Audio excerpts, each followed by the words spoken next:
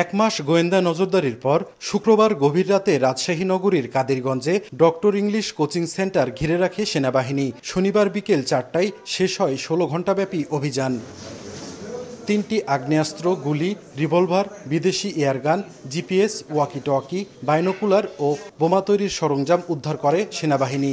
জব্দ করা হয় সিম কার্ড, পাসপোর্ট, এনআইডি সহ বিভিন্ন সরঞ্জাম। বিস্ফোরক দ্রব্য নিষ্ক্রিয় করে bomb disposal unit. Coaching centre সংলগ্ন পুকুরে অস্ত্র থাকতে পারে সন্দেহে অভিযান চালালেও কিছু উদ্ধার করতে পারেনি ডুবুরি দল।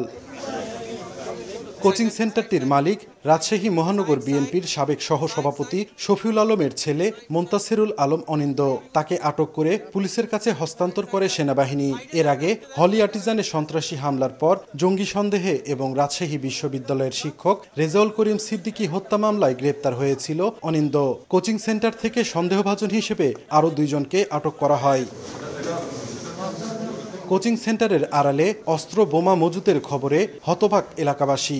এরা যে আছে এটা কোচিং সেন্টারের মধ্যে, এটা খুব আশ্চর্য ব্যাপার লাগছে। লেখাপড়া করতে যাচ্ছে, লেখাপড়া করবে, এরা এর ভিতরে থাকবে কেন? আমাদের বোতলগুলো পাওয়া গেছে শুনলাম, তারপর সে বোমা বানানো যে সরঞ্জাম সেগুলো পেয়েছে। রাজশাহী মহানগর পুলিশ কমিশনার জানান, আটককৃতদের জিজ্ঞাসাবাদের পাশাপাশি তাদের বিরুদ্ধে আইনগত ব্যবস্থা গ্রহণ করা হবে। 3 জনকে আটক করা হয়েছে। আটককৃতদেরকে বোয়ালি থানায় হস্তান্তর করা হয়েছে। আমরা এখানে যদি অস্ত্র পাওয়া গেছে, বিস্ফোরক পাওয়া গেছে।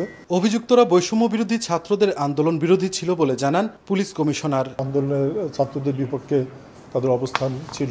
সাইফুর রহমান রকি, সময় সংবাদ, রাজশাহী।